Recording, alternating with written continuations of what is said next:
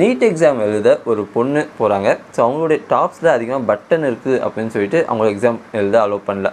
அங்கே இருந்த ஒரு போலீஸ் அதிகாரி அந்த பொண்ணை கூட்டிகிட்டு போயிட்டு புதுசாக டாப்ஸ் வாங்கி தராங்க. ஸோ அதுக்கப்புறம் தான் பார்த்திங்கன்னா அவங்கள அலோவ் பண்ணுறாங்க. இந்த ப்ராப்ளத்துக்கு பார்த்திங்கன்னா ஒரு கடைக்காரர் அழகாக ஒரு சொல்யூஷன் கொடுத்துருக்காரு. என்னென்னா எங்ககிட்ட நீட் எக்ஸாமுக்கான டாப்ஸ் கிடைக்கும் அப்படின்னு சொல்லிட்டு.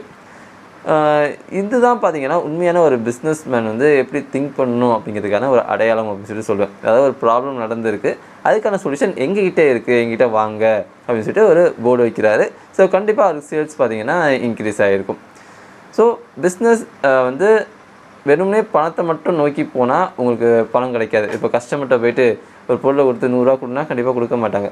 ஸோ நாங்கள் எப்படி உங்களுக்கு சொல்யூஷன் தரோம், இதனால் உங்கள் ப்ராப்ளம் எப்படி சால்வ் ஆகுது அப்படிங்கிறத மார்க்கெட்டிங் பண்ணால் மட்டும்தான் உங்களோட பிஸ்னஸ் அடுத்த லெவலுக்கு கொண்டு போக முடியும் அப்படிங்கிறதுக்கான உதாரணம் தான் இது. ஸோ இன்ஃபேக்ட் சொல்லணும் அப்படின்னா எல்லா கடையிலுமே பார்த்திங்க அப்படின்னா பட்டன் கம்மியாக உள்ள டாப்ஸ் கிடைக்க தான் போகுது. ஆனால் இவர் வந்து ஸ்பெசிஃபிக்காக நீட் எக்ஸாமுக்கான டாப்ஸ் வந்து இங்கே கடையில் கிடைக்கும் அப்படின்னு போட்டிருக்காரு. ஸோ அப்படி பார்க்கும்போது டக்குன்னு மக்கள் வந்து அவருக்கு தான் ஃபஸ்ட்டு ப்ரிஃபரன்ஸ் கொடுப்பாங்க. ஓகே, ஸோ எங்கே மக்களுக்கு சொல்யூஷன் கிடைக்குதோ அங்கே தான் ஃபஸ்ட்டு அவங்க வந்து போவாங்க. ஸோ அப்படி தான் பார்த்திங்கன்னா நிறைய கம்பெனிஸ் பார்த்திங்கன்னா நம்மளுக்கு சொல்யூஷன் கொடுத்துருக்கு. ஃபார் எக்ஸாம்பிள் ஜொமேட்டோ சொல்லலாம்.